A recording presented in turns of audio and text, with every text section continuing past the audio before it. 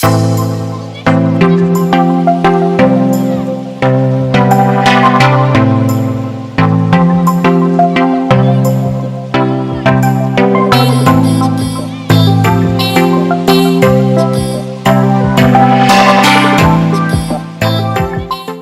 everyone, welcome back. It's Atia. Today I'm going to be reviewing The Hate U Give by Angie Thomas. So I came across this book a couple months ago. Something popped up on my Facebook timeline and I read the description and I immediately purchased the book. I think it was in class, and right then and there I was like, I need to read this. The inside blurb, I'm going to read it to you.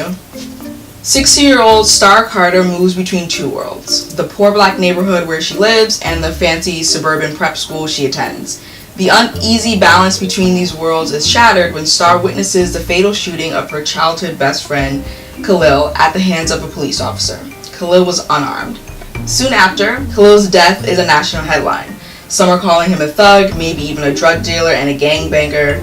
Star's best friend at school suggests he may have had it coming. When it becomes clear the police have little interest in investigating the incident, protesters take to the streets and Star's neighborhood becomes a war zone. What everyone wants to know is what really went down that night, and the only person alive who can answer that is Star. But what Star does or does not say could destroy her community. It could also endanger her life. Angie Thomas's searing debut about an ordinary girl in extraordinary circumstances addresses issues of racism and police violence with intelligence, heart, and unflinching honesty. And then, of course, on the back, as with like most books, especially hardcover, there are a bunch of quotes. So one of them reads, Angie Thomas has written a stunning, brilliant, gut-wrenching novel that will be remembered as a classic of our time by John Green, best-selling author of The Fault in Our Stars. Fearlessly honest and heartbreakingly human, everyone should read this book. Becky Arbatali, award-winning author of Simon vs. the Homo Sapiens Agenda. It's a fairly new book. I believe it was published either this year or late last year. Yep. Oh, never mind. Copyright 2017. It is 444 pages long. It took me 7 days to read this.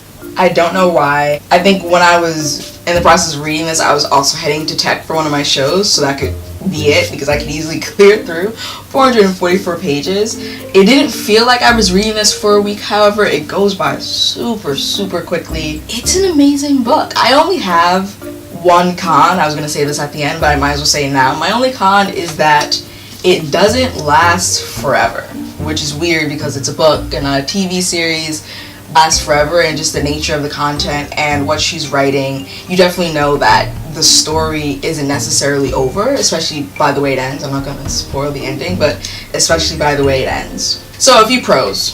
It's definitely realistic. It sounds like a teenager. It uses AAVE, so African American Vernacular English, really well, also known as Ebonics, and it just weaves that in really well. And there's also a lot of character development. I think the risk with a book like this is that you have a stagnant character who has all these circumstances changing around them, but they stay the same. But Star changes so much from the beginning of the book to the end of the book. It's really satisfying when we get to the end of the book and she makes whatever decisions she decides to make, that you know, given what you've read, that at the beginning of the book she wouldn't necessarily have done that. I had a few, I don't want to say like risk, but a few apprehensions going into it, because I know a book like this, or any topic, any medium that deals with a topic like this, it runs the risk of being cheesy or being inauthentic or not having any development. And this book definitely has all three of those. This book did not feel cheesy at all. There were so many moments where I was like, wow, I definitely heard that or read that somewhere, or wow, like I've even thought that myself. Makes it super relatable, and that's probably part of the reason why it does go by so quickly, and you get to the end and you're like, it's over, no. Also, and this is like a small thing, I guess, compared to the larger scheme and theme of the book. It deals with being a black person in a predominantly white institution or environment so authentically and so honestly. And I say this as a person who was Star at one point. I went to a predominantly white, rich, private high school, and I saw a lot of myself in Star, and a lot of my high school experiences, and a lot of my friends' high school experiences who were in the same environment through this book. And it brings up how you can have a so-called liberal white friend who is covertly racist, and you don't realize it, or you choose to excuse it because it's easier to deal with it that way. So if you couldn't tell, I would definitely give this 5 out of 5 bookmarks, no doubt. It's raw, it's honest, and it's an important material. I love that it's a young adult novel, because these are topics that young adults should be reading, and not just Black young adults, but all different types of young adults. And it makes it really accessible and relatable at the same time, while also not chickening out, I would say, and running away from the hard topics. Hope you like this review. I'll try to do more in the coming months, as I've been reading a lot more books since being home from college. Let me know what books you want me to read and review. You can do that in the comment section below. You can also check out my previous book reviews and other videos not related to books. I'll link those somewhere around me in this square.